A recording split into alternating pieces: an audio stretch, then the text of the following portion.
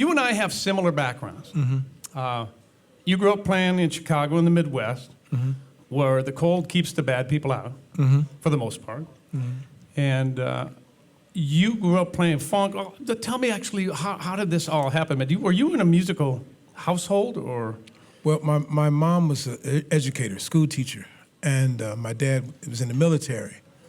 And then he went on to teach ROTC at different high schools. And I was just bitten by the bug when my uncle used to come and play and perform in Chicago.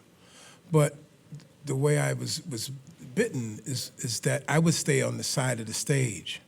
You know, while my parents went in the audience to see my uncle, I would stay in the wings. And so I was fixated on whatever the drummer was doing. You know, I mean, I would keep my eyes on Uncle Miles, but it was always about what the drummer was doing. And I was like, that's what I want to do. And that was it. Gravitated towards the drum right Tony away. Williams told Wallace Roney he knew I was going to be a drummer. Because I used to stare at him, just like in awe, you know. See, now you're mentioning all the names that I just have idolized my entire life, and you're standing on the side of the stage with them. Miles, Jack. Yeah, but when you're young, you don't know the magnitude of, you know, I never know how enormous of an artist that my uncle was. But as I got older, I would like kind of figured it out, you know. As a kid, back when I was a kid, they didn't have TSA, so you could go meet the the passengers at the planes. Oh, right. But walking back from the plane back to the car, people would stop him every 5 or 6 steps. You know, and I'm like, why is everybody messing with Uncle Miles like this? and the older then I kind of figured it out, and then, sitting and listening to records myself in the basement. And then, he talked my mom into buying me a drum kit, so. No kidding. Oh, yeah. How old were you when you got that first kit? 6. Is that right? But he said, make sure that he's serious about it, buy him an inexpensive kit. Sure. And Smart. if he was serious, then, we'll get him something, professional kit. So you started playing drums, man, and that turned into a whole thing. When were you starting to gig out and doing things like that? Chicago, it was like Minneapolis. You had bands, we had talent shows, we had after-school programs. A lot of that is missing nowadays, and you don't have, the kids don't have any outlets, But the talent shows kept us off the streets, and the Battle of the Bands, Sure. I'm sure they had them in Minneapolis. Oh, yeah. We just formed groups. We had like a fraternity, and my mom, as long as my grades were great, we could rehearse in the basement every 5 days a week, and then play on the weekends. And So this is grade school or high school? this is like high school, like Okay. grammar school, high school. All right.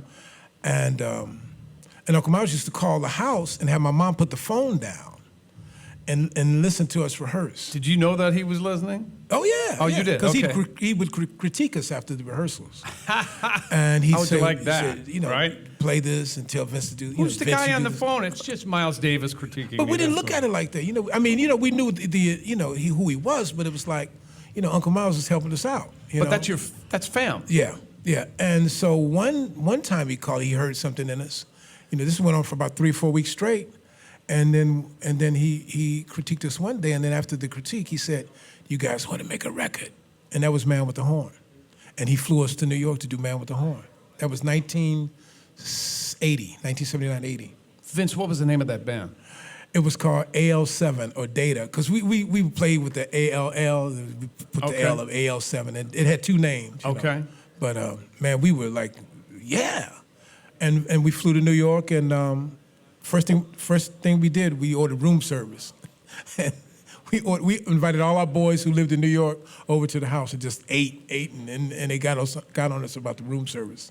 What was it like to get the nod from your uncle? I mean, do you think that he had any kind of?